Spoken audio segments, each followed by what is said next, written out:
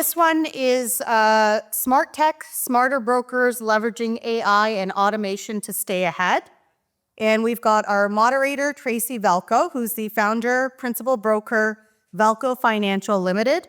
Our panelists are Tom Hall, co-CEO, Blue Mortgage, Frank Bassett, VP of Sales, Lendesk, Derek Mathewson, Head of Product, Philogix, Jared Stanley, Senior Director of Originations, Neighborhood Holdings.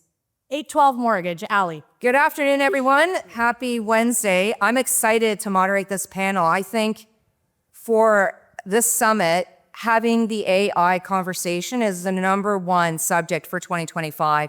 And I know a lot of people actually came to this summit to just speak to this panel specifically. We've got a lot of amazing experts that are really going to talk about moving the needle in your business. If you're an agent, broker, or brokerage, this is important information. So I want to dive into it because I want to be very cognizant of our time. So the first question is, let's talk about AI automation. It is the biggest difference, I think, this year for brokers. What are you seeing right now that's been the most impact for an agent, broker, or brokerage?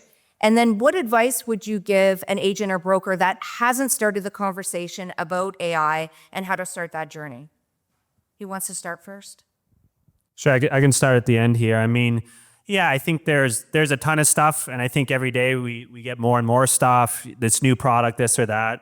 And honestly, at least for me and kind of what I see from my end is, sometimes the simplest ones are the most effective. ChatGPT, sure. I think a lot of folks I'm seeing more and more are using kind of these AI note takers, which does, of course, come with certain privacy concerns, which maybe I won't get into right now. But those things are making an impact, right? Being able to get in and, being able to have summaries, AI summaries of calls or different things you do, but being able to share that with your team. So I think that would be kind of my big one, is just to say, the simple things, you don't have to chase those big shiny objects, but, go back to basics a little bit.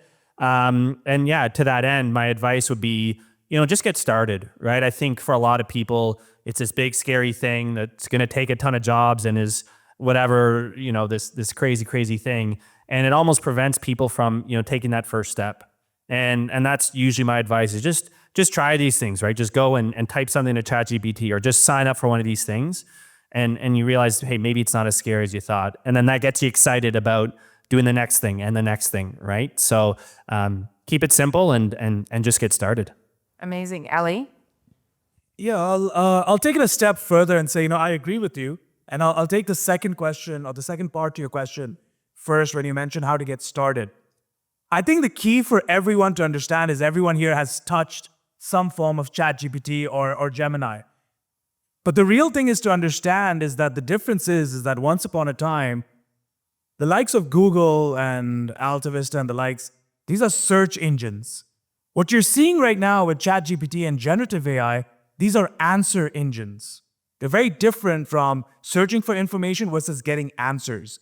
And if you want to get started, I genuinely believe that the key is, yes, you have to get started somewhere, but the key for successful, scalable implementation of AI is to really understand these answers come from the data that you have. If you've got voluminous data and you've got data with some veracity, with some meaning, you can leverage a lot of prediction capabilities and a lot of the answers that you're looking to get from generative AI. I agree wholeheartedly with my colleague, fellow panelist here, that yes, the general tasks, note-taking, summarizing, etc., that's all great, and everyone's doing it. But to take it to that proverbial next level, to become an answer and predictive engine for you, it comes down to the data that you are holding and your analysis of that data. That's great. Derek? Yeah, I would say that getting started in AI, if you haven't done it yet, which I would argue everyone has. So if you use Netflix, you're using AI. If you're using Amazon, using AI. If you categorize your pictures on your phone using AI. So knowing that, it might be a little less scary.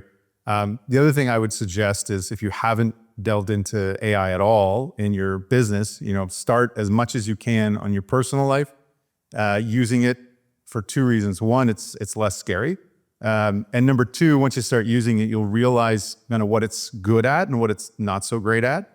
And you can implement it in your business a little easier.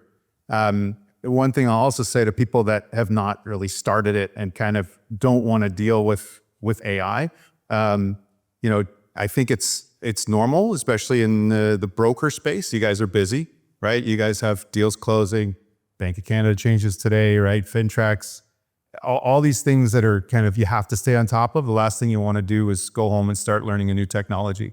The nice thing about AI is you don't really have to learn it. You just have to do it, right? You don't need to pick up a book and start learning what AI is. You just start using some of the technologies out there. And one last thing I'll say is, again, the sympathy thing about people that don't want to get into AI. There was a technology that got released I think it was about 8 years ago called blockchain. And it was the biggest thing. And there was all this hype and it was probably in these conferences saying it was going to change everything. And my company said, you got to learn blockchain, get your certification, 5 mandatory courses. It's 8 years later. I have no idea what blockchain is. I had never looked at it because it was big and scary. I just hoped it would go away and the hype died down. So if you're looking to do that, I would warn that AI is not blockchain.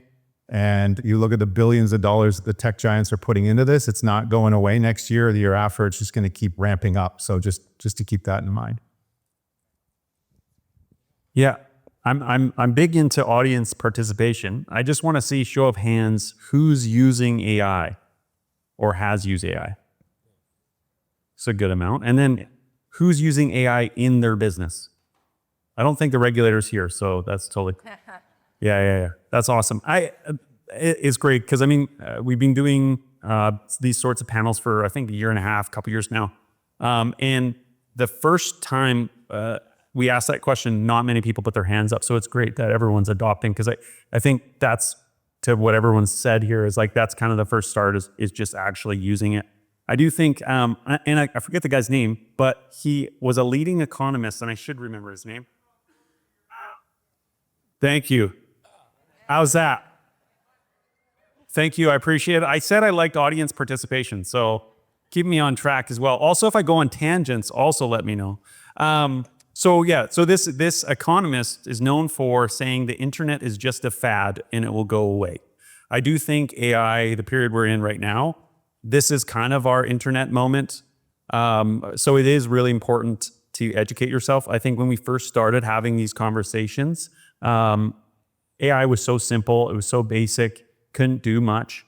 Now you can basically develop an entire website using an AI platform. So it is accelerating so fast. So for brokers, I'd keep it simple, keep yourself educated on the trends. Be careful in what you invest your time and money into because in several months it could, because it's moving so fast, stuff can become obsolete very, very quickly. And there are groups, I think Mark Zuckerberg hired a guy, big guy. Now I'm sounding like Trump. He's the best guy. But no, he actually thinks that the architecture behind large language models is not the way to go. So even these chat GPTs and stuff, it could all change in a couple years. It's just rapidly developing. So just keep yourself educated. You were doing my job about the participation. I was going to ask. Sorry. That's okay. That's all right. My bad. Frank? Hey, everybody. Ooh, so now I'm too close. I'll take a different angle than everybody here because they've covered a lot of the elements. And I think something that important when tackling the AI space is to understand the difference between, hey, I want to automate something and I'm using AI. The reason why AI has such an impact, or at least from my opinion in the conversation, is that it's seeped into everything all at once. So for example, when e-signing came out, it was clear to everybody. It's like, okay, I understand this is the process and now we're moving this technology here. But now because AI is seeped into everything, it feels really intimidating. So really the question when you come to say, well, how do I bring AI into my business? Similar to what Tom said about the basic, is don't try to pick AI as the tool and then try to solve the problem. Find out what you're trying to elevate in your business and then find the proper AI tool. And that's going to remove a lot of the confusion, the worry, what am I doing? Am I doing it right? Your clarity will come from understanding the problem you're trying to solve. A little bit like going, to our hardware store. If you go out and you're like, man, I need a power tool. And then the person's like, well, what are you trying to build? I really want a power tool. Power tools are super important. but then you don't know. So to do it the other way around, you're like, well, I got to fix this drywall. Perfect. I got the perfect tool for you. And the tool would manifest. And of course, and I'm surprised nobody made the joke, but if you want to get started, well, you mentioned it a bit, but if you want to get started with AI, you ask ChatGPT and you go, hey, I'm a mortgage broker in Canada. Here's my situation. I'm afraid I'm going to fall behind on AI. Where do I start? And you'd be surprised of what it's going to feed right back to you. And then you keep feeding it. It's going to be like an idea organizer. And here's going to be my final thing on this is to detach that the idea that AI is always about automation. AI is also a creative tool. There's so many things it can do. So if you start looking at AI from a purely automation lens, you're limiting the impact that you could do with the tool available. So for example, what we're seeing now is a lot of mortgage brokers, I would say, that have been always tech forward. They're able now to come to market and say, there's this problem, I want it solved, I don't want to wait for a tech partner, I'm going to create it. And that's a unique moment in time to be able to do that with very low amount of resources and a fast entry to market. So something to keep in mind on going about things is there's a really big creative aspect to AI that we can't just neglect on the side for the sake of automation. Okay, that's great. Now, Jared took away my question to ask the audience. So my next question is going to be, with everyone that's using AI, how confident do you feel with the AI you're using right now? How confident do you feel with your ability to use AI right now with the technology you're using? Yeah, so not very many. And that's okay, because hopefully with this panel, we'll be able to give you more clarity and give you more confidence to move that needle for you with your business. So this leads to the next question. So the next question is, for everybody on the panel, I'm just going to start with Tom and then go from there. We want to talk about your business. What is your business? How does this help us here in the audience to be able to understand what you do with your business, to be able to move the needle on client workflow, on the brokerage experience as well, to automate the AI? Yeah, absolutely. I mean, yeah. So for us, Tom, I'm one of the co-CEOs of Blue Mortgage. We're a CRM, customer relationship management, help you stay in touch with your clients. So yeah, I'll do this quickly from two angles. One being how we help brokers use AI, and then how we're actually using it internally, which actually I'll probably spend a bit more time on. So yeah, on the how we help brokers use AI, again, I think we try to take our own advice, drink our own medicine, so to speak, which is we're trying to keep it simple, right? We're trying to say, hey, do you know what? What are some of the simple things? How can we, basically take ChatGPT, which is kind of still the gold standard, which I think is an amazing product just in itself, and just get that a bit more embedded, summarize notes maybe, right? Or you draft an email and having it embedded right within that to say, make it simpler, make it prettier, make it whatever. So that's what we're trying to do. We're, I think, taking someone's advice here of, hey, just be a little bit careful where you spend your time and your energy, because in 6 months, it's going to be obsolete, right? So we're trying to say, hey, how do we keep it simple? Things that we know will be impactful today, right? And that's where we're focused. So things like that. And then, yeah, and using it internally beyond that, one thing that I say, and, talking about it here, someone alluded to it, which is people sometimes look at ChatGPT or all these different things as like a Google replacement, right? Google search. But it's not, it's a chat, right? So that's something that we're starting to do a lot more, which is use it as a back and forth, a conversation, and to take it to the extent of almost like a brainstorm partner. So using the prompt, maybe Frank said, where, hey, do you know what? I'm a mortgage broker in Canada. I'm scared about AI. I don't want to get replaced. How do I stay ahead? They come back with an answer.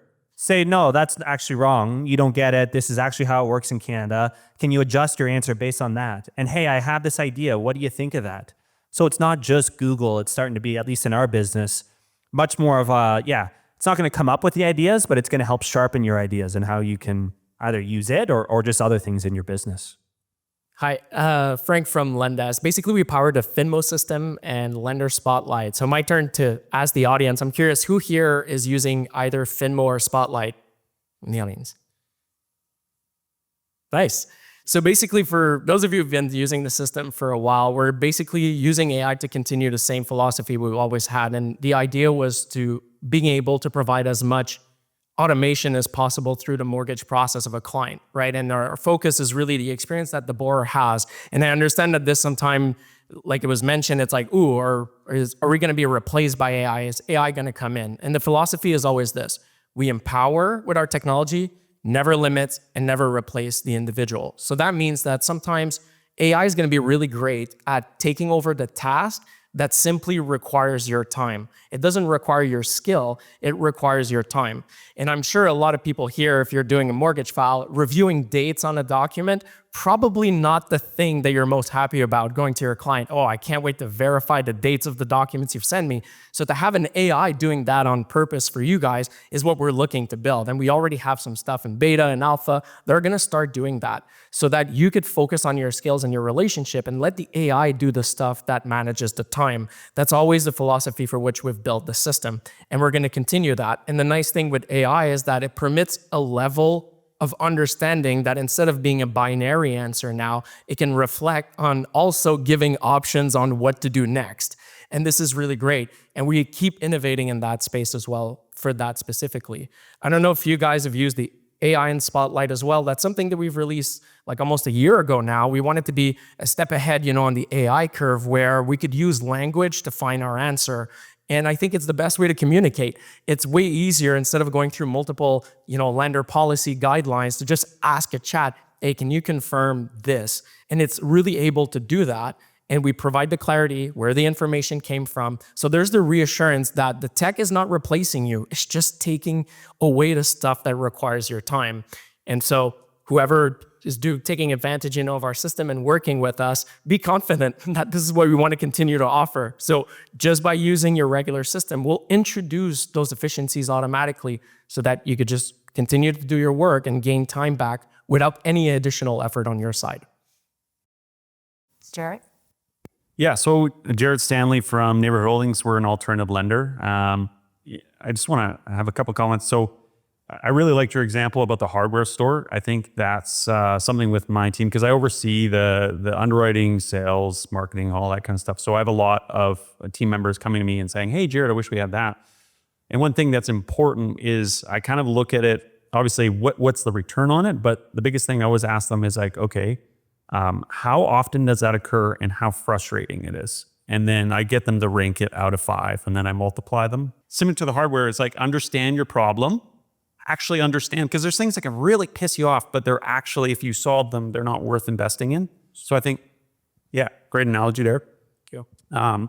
In the alternative lending space, I mean, we've been using it a lot of similar ways, but kind of with that concept in mind, problem and also how much it irritates you is it's removing, a lot of it comes down to the drudgery. Like, even like one of the simplest things we have, and it's like super basic and it's not exciting at all, it's super boring, is we rename documents. So brokers, you guys, I love mortgage brokers. I've been in this industry for a long time. I love you guys to death, but naming documents is not your talent.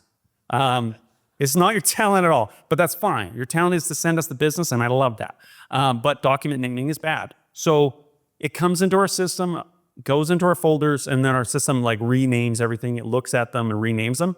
That we do hundreds of files a year, and we've seen more than 12,000. So we're saving 2-3 minutes per file. So we're just looking at really basic things that don't actually have a material risk on business. Because an underwriter still has to look at the document. They go, okay, yeah, that's the purchase agreement. There's no external risk to it. So it's like minimize the external exposure, make sure it's just internal, and just eliminate drudgery. So it's not super exciting stuff, but we pick up seconds of speed everywhere. Excellent. Ali? Yeah, thank you. Firstly, everything they said, but I'll take you on a bit of a story at 812 Mortgages, how our journey truly began with AI. I think it was about 2 years ago. The CEO, Gary Fuchs and Akbar came up to me. I was in the tail end of my PhD studies. And they said something to me which really caught my attention. And that was, we don't look at AI as another tool. We look at it as a member of our organization chart. So we're going to give it very specific KPIs, very specific metrics, a 3-month sort of probation period. And it was a very specific focus for us in AI. And that was the side of compliance and risk management. We don't look at compliance or security or risk as a cost center, but as a revenue protecting center.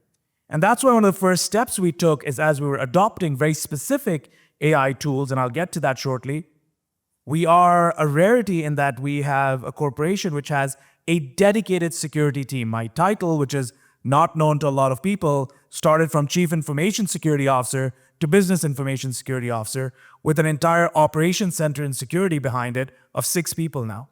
And the focus is on using AI and ensuring from a compliance and risk perspective, we've automated and speeded up those processes. Number one. Number two, very strict KPIs around this. Number two, we're left with the dilemma of build our own AI or buy AI. And we sort of found ourselves in the middle. There's a lot of shadow AI or shadow IT, as we call it. We are going to see members of our team go and pull out a credit card and buy a license for $5 a month to Gamma that can create a whole bunch of presentations for them. We need monitoring on top of this because it allows us to see where our data is moving and where we can enact the right controls to ensure quality is happening on all of the files that we are submitting and underwriting. So for us, it's been about building tools internally that help us use internal tools, but where necessary, where staff members are using other tools and want to experiment, internal agents or external, we have our SOC 2 accreditation, which is one of the highest attestations for controls, where we can allow you to try these tools in a safe and secure fashion. The third thing that I'll say in terms of our journey with AI specifically, our focus has been on the fact that when you look at artificial intelligence, we recognize that it is principled on data. And I've said this in my previous comment. What we have started doing now is creating very, very customized tools within our ecosystem that track and do predictions on the life cycle of a client. Now, this for us allows us to generate more insights, allows us to do better predictions, but we're doing this all in-house with a data lake that we will eventually control.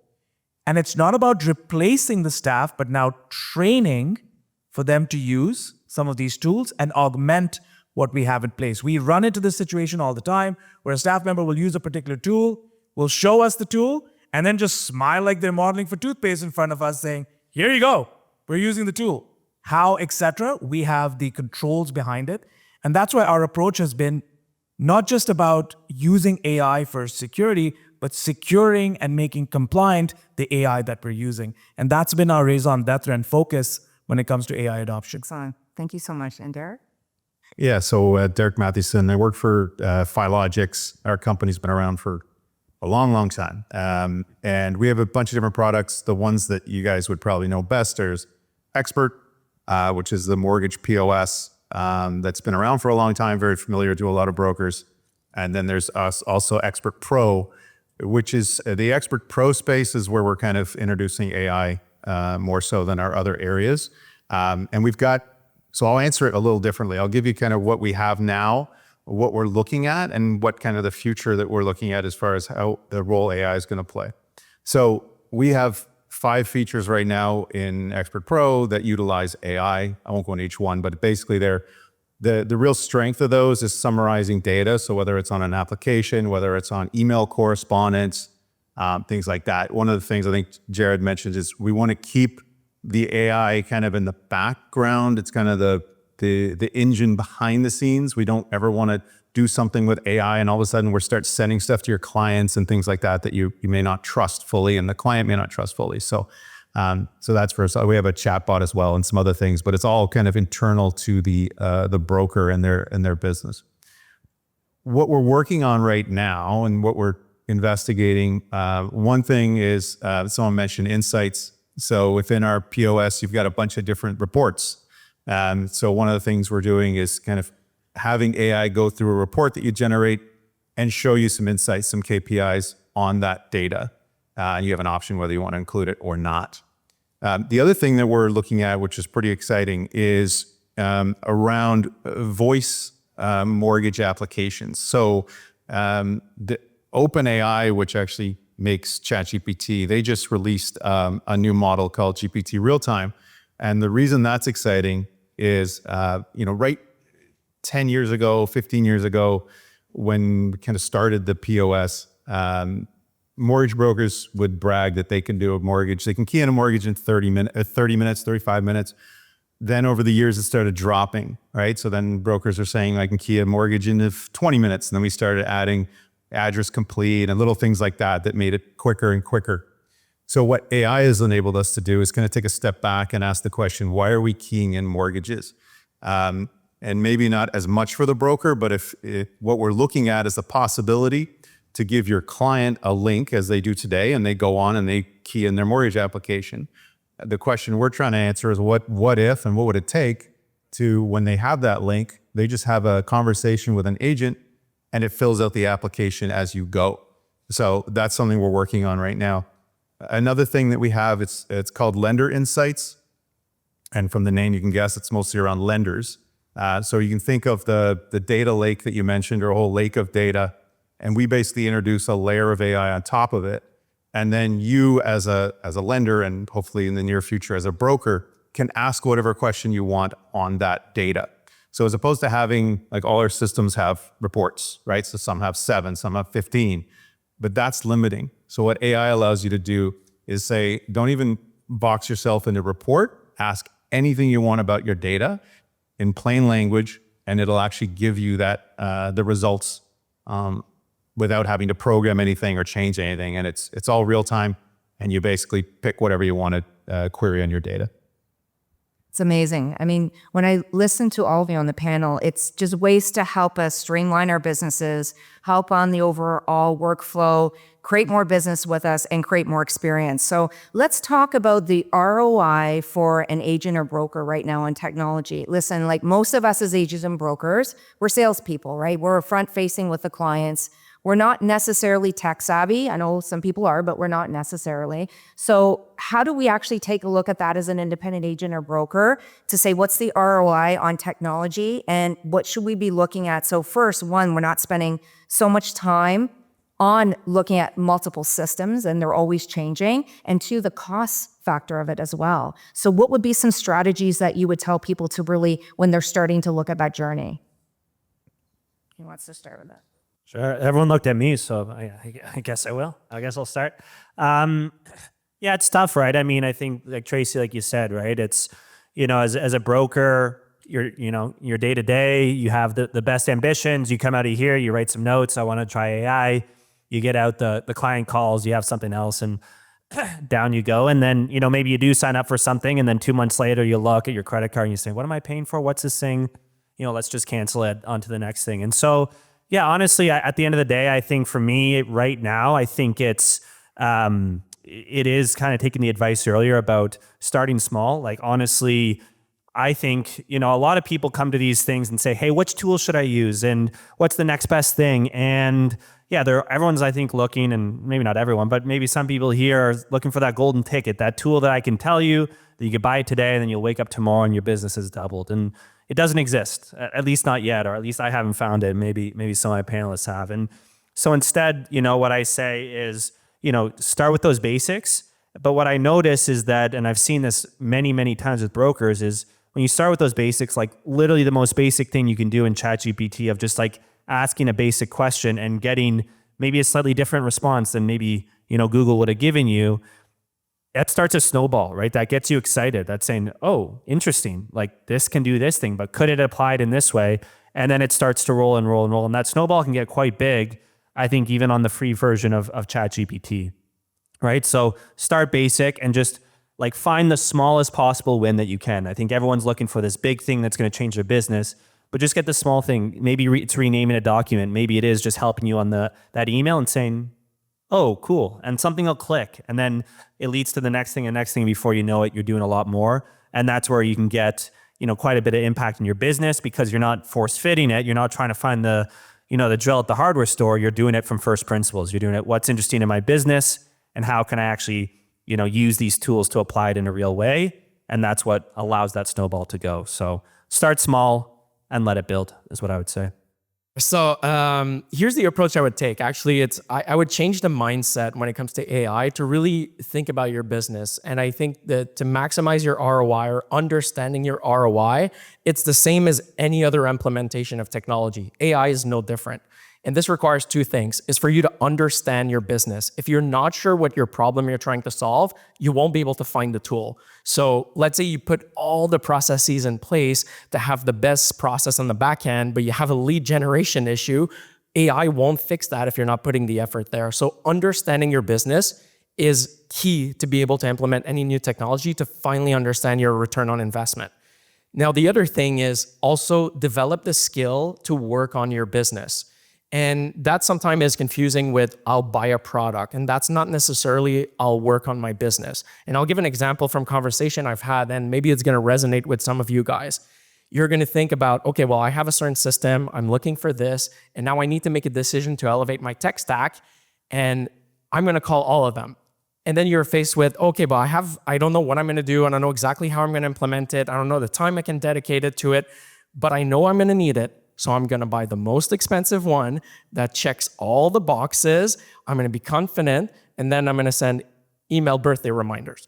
And then you go, why did I spend so much money setting up a specific tech? Well, what you did is that you bought maybe reassurance, but you didn't work on your business. So the return on investment, AI or not, is you understand your business, find out exactly what you're trying to solve, then you get the right tool, and you're gonna be able to measure instantly if you had an impact, because now you've put your focus at the right place. So don't let the AI buzzword change from that core philosophy, and you'll be able to implement and measure your business successfully. I'm going to do it briefly because then the next question, I want to make sure we get everybody on the panel because we're almost out of time. So I'll let you go, Jared. Yeah, I'll be quick. And this is audience participation as well. Hopefully it's not one. Okay, I want to take a step back, right? How many of you understand how much your time is worth per hour? So, because like before you implement any of these tools, you need to understand, okay, what's your costs per hour? And I think people forget that. So understand how much you're worth per hour and then do a time audit. And I did that meticulously. Like when I was an underwriter, I audited my time, audited who I was spending time with, and where can I optimize things? You can do the same. So if you're spending a ton of time putting together a newsletter each month, trying to find content, maybe that's a perfect place for AI to help you leverage that, because you can just put a prompt in. A lot of them have a deep research function. You can say, hey, prepare me a monthly newsletter on the Canadian mortgage market in Etobicoke. You can get it really specific and it will give you those facts that you can use in your newsletter. It's just a time audit and then figuring out where you can utilize it. Excellent. Thank you.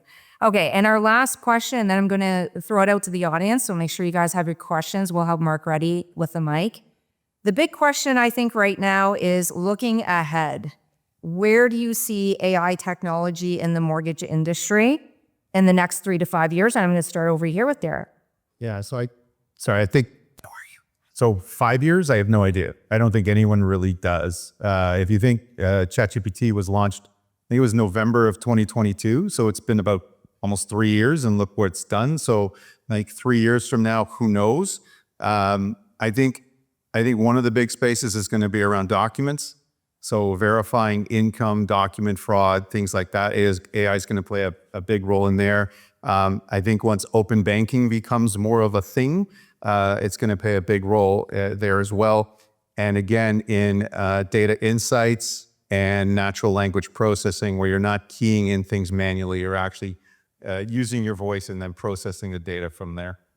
Excellent. Howie? Yeah, I think from our perspective, really one of the biggest places where I think you're going to see an evolution with AI, specifically generative AI. Traditional AI uses data, generative AI creates new data, is the optimization of voice-based agents. I think those of us who have worked as developers will tell you a simple library like Wapy.ai will allow me to create languages or someone to speak to you in different accents, in different tones, with the pauses, and even do something like, can I just put you on hold for a moment? There's somebody at the door. And I have a feeling, and we're playing around with this a bit, that you are going to see in this space, these agents are going to evolve and you're going to see very specialized deployments of them. And I think from a compliance perspective and a security perspective, at least us at A12, that's where our attention is going to, is that if these agents are deployed, what does it mean from a compliance standpoint? Are you ready for it? And to your point as well, what does it mean to the existing human work that happens and the human as an entity within this? I think more and more agents who start getting embedded with these voice-based bots are going to serve the function of a human in the loop, validating some of the work of AI as well. That's where we see it at least within the next 2 to 3 years. Okay. Jerry? I was at on a panel yesterday and someone asked, like, do you think AI is going to eliminate jobs or a variant of that question in the broker space? And I would say no. The thing is, AI is being used in the mortgage lending industry for a super long time. It might eliminate like a receptionist job or something like that. But it's being used for a super long time. And in the States, they have a ton of regulations around it. So if a bank uses an auto credit decision to approve or deny someone, it then needs to be able to explain exactly why they're denying someone.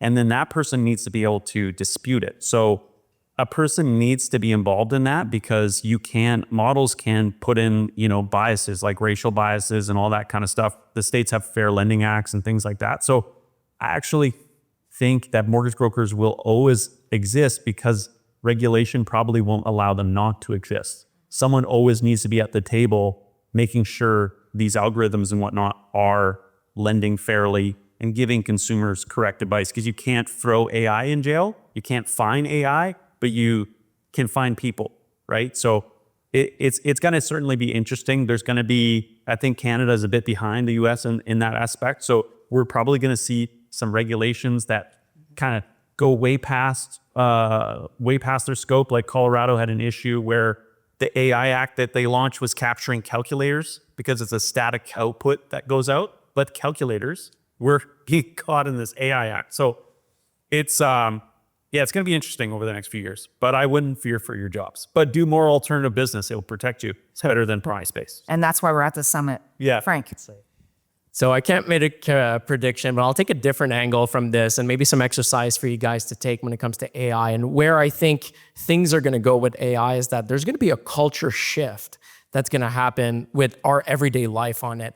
And there's going to be a fine line that's going to be required of mortgage professional to be like, well, how much are people expecting AI and how much are people against AI? And to navigate that line will be your key edge to make sure that you're always giving your board the type of support and experience that they expect. But here's something else too I'll leave you with is how is your borrower going to start using AI? And that's something that I would start questioning them, start having question about how they plan to do it. Because in the world where it used to be, well, I'm going to Google that person, SEO makes it come to the top, fantastic, I look really good. Now what happens if somebody take your LinkedIn and take your email, puts it in ChatGPT and say, hey, that person is pitching me. Can you raise all the red flags you can find? What is ChatGPT going to find about you? Now, what is your client going to think about the reputation of your business? Is your business online presence and identity proof, AI proof?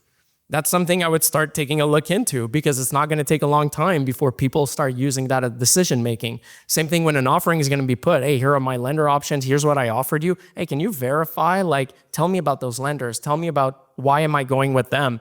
Isn't there a better option? And that's going to change the dynamic on how you position your skill set and your relationship with your client. So my opinion on where it's going, it's that culture shift more than the automation is if you're a step ahead there, you'll have the business and you're going to be able to secure things. That's such a great point, Frank. I didn't even really think about that way. That's a great point. Tom? Yeah, sure. Just to wrap it up, I think, I'd use an analogy. I think someone said earlier, I think maybe it was you, Jared, or we're kind of having maybe an internet moment. And I think that's right. And I think you can use it as an analogy, right? Where when the internet came along, I'd say there's, 3 buckets of activities you can make, right? One where everybody started doing it on the internet. Some people started doing it on the internet, and some things, the internet still doesn't replace. And I think you can still do the same thing with AI, right? So, as it relates to, let's just go through those 3 buckets. The internet, now everybody communicates on the internet, right? If you're trying to just write letters to whoever or whatever, it's not going to work. Everyone's using email now. And so the AI equivalent, I do think probably something maybe like documents. I think, Derek, you said that, where it's just going to be like, that's just the standard. We don't even think about it. That's just what you do. Then there's going to be that middle bucket, right? And, in the mortgage space, I'd say the internet, like maybe an application, right? There's a lot of people here probably do an online application, and I know a lot of people still do paper applications, and both have their place, and that's fine. And then as it relates to AI, maybe I'll use, Frank's example there of, just doing research and learning about you, learning about your business. Maybe that's going to be, that middle where some people do it, some people don't, and it's going to have different advantages to use AI or not to. And then of course, the third bucket is, the thing that doesn't change, right? That the internet, the AI, nothing's going to change. And I'd say two things, and this is what I think all brokers should focus on. The first one is trust. And Tracy, we talked about this just before, kind of in a huddle there, where there's lots of parts of the process that'll go swimmingly and maybe an internet tool or an AI tool can help. But there probably will be at least one point along the way somewhere where something's going to go wrong and that borrower's not going to trust a computer. It's not going to trust an internet, not going to trust AI. They want a human, right? There's still something about that human connection, that trust that people crave, and I think is essential in the mortgage journey, right? So that's one. And then the other thing is this concept. It's by this guy named Naval Ravikant. I don't know if people know that name. He's a big Silicon Valley guy. I've read a lot of him lately, which is this idea of specific knowledge, right? It's the knowledge that can't be taught, right? It's the stuff that you guys are learning all day, every day in places like this, but also by talking to your borrowers, right? You go to 10 years of school and there's probably things that student wouldn't learn that you guys know, right? And it changes every single day and it's dynamic and it's specific to your market. And because that student will never learn it, the AI will never learn it. So lean into those things, the market dynamics, the things that you can speak to that, someone who read 1,000 books would never know, right? And that's what your specific knowledge is. So trust and specific knowledge, that didn't go away when the internet came along and it won't go away now with AI. That's a wonderful way to wrap it up, Tom. And I'm just going to say on top of that too is the emotion, right? AI hasn't worked out the emotion that you need to have with a connection with a client. So I'm just going to throw in a quick question and I just want a yes or no answer. And I feel like Jared's been reading my mind today because it was my question I was going to ask is, do you feel that AI will replace a mortgage broker in the next 5 years? Yes or no, Derek? Heck no. Ali? No. Nope. Nope. And there you go. We'll end. Thank you so much, gentlemen.